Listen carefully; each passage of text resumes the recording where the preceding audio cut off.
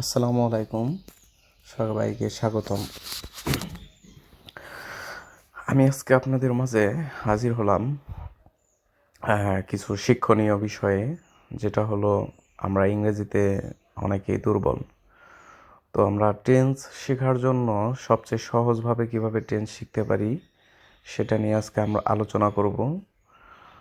যেমন ধরেন present tense, যেটা বর্তমান কাল, এটি আমরা কিভাবে ইংরেজিতে চিনতে পারবো যে এটা প্রেজেন্ট টেন্স। আমরা যদি কোনো ইংরেজি বাক্যের মধ্যে am, is, are, have, has অথবা ভার্বের সাথে এস বা ইয়েস থাকে, তখন ইংরেজিতে সেই বাক্যটি প্রেজেন্ট টেন্স হয়। এখন প্রেজেন্ট টেন্সের অনেক প্রকারভেদ আছে, আমরা ওগুলো পরবর্তী ভিডিওতে শিখব, কিন্তু আগে তো আমাদের প্রেজেন্ট টেন্সটাই শিখতে হবে। কারণ প্রেজেন্ট টেন্স শেখার জন্য বা আমাদের জানার জন্য আগে ইংরেজিতে আমাদের বুঝতে হবে যে কোনটি প্রেজেন্ট টেন্স। তাহলে আমরা কিভাবে চিনতে পারবো এটা প্রেজেন্ট টেন্স। এখন আমরা আসি পাস্ট টেন্স।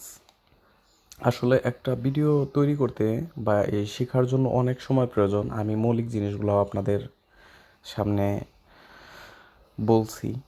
সেটা হলো পাস্ট টেন্স মানে অতীতকাল। পাস্ট টেন্স মানে সব সময় মনে রাখতে হবে যে এটা আগে হয়েছিল।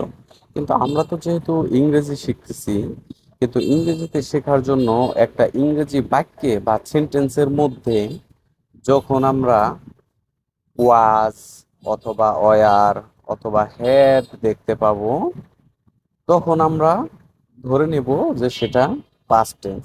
কিন্তু পাস্টের মধ্যে আরো অনেক কিছু আছে, past indefinite, past perfect continuous, past perfect continuous. ওগুলো আমরা শিখবো আস্তে আস্তে, কিন্তু আগে আমাদের চিনতে হবে পাস্ট টেন্স কোনটা। তাহলে আমরা কোনো বাক্যে যদি ওয়াজ, ওয়ার, হ্যাড এগুলো দেখি, অথবা ভার্বের যদি পাস্ট ফর্ম থাকে, তাহলে সেটা দেখলে আমরা বুঝতে পারবো যে এটা পাস্ট টেন্স। তো পাস্ট টেন্স জানার জন্য আমাদের আপাতত এটুকুই দরকার, এটুকু শিখলে আমরা পাস্ট টেন্স ধরতে পারবো। এছাড়া আরো কিছু জিনিস আছে, আমি মৌলিক জিনিসগুলো আপনাদের কাছে তুলে ধরলাম।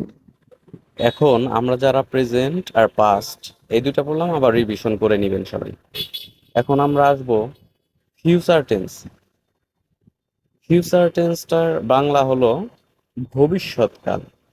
ফিউচার টেন্স কখনো প্রেজেন্ট মানে বর্তমান, পাস্ট, অতীত নিয়ে কথা বলবে না। তো ফিউচার টেন্সে সবসময় আপনার ভবিষ্যৎ নিয়ে কথা বলবে। কিন্তু আমরা ইংরেজিতে যেটা আমাদের শেখার বিষয়, যে ইংরেজিতে আমরা কিভাবে চিনবো যে এটা ফিউচার টেন্স। তো ইংরেজিতে অবশ্যই ফিউচার টেন্স চিনতে হলে আমাদের ইংরেজি বাক্যে কিছু ওয়ার্ড ব্যবহৃত হয়, সেগুলো আমরা চিনে রাখবো। সেই ওয়ার্ডগুলো যদি আমরা চিনতে পারি, তাহলে আমরা ফিউচার টেন্স চিনতে পারবো। যেমন ফিউচার টেন্সের কোনো বাক্য বা সেন্টেন্সের মধ্যে যদি শ্যাল অথবা উইল থাকে, তাহলে সেটাই আমরা ফিউচার টেন্স হিসাবে ধরে নেব।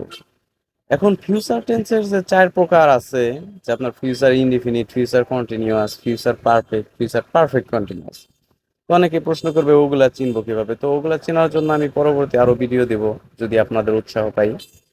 তো আপাতত আমরা কোনো বাক্যে যদি শ্যাল অথবা উইল থাকে, তাহলেই আমরা বুঝে নেব যে সেটা ফিউচার টেন্স।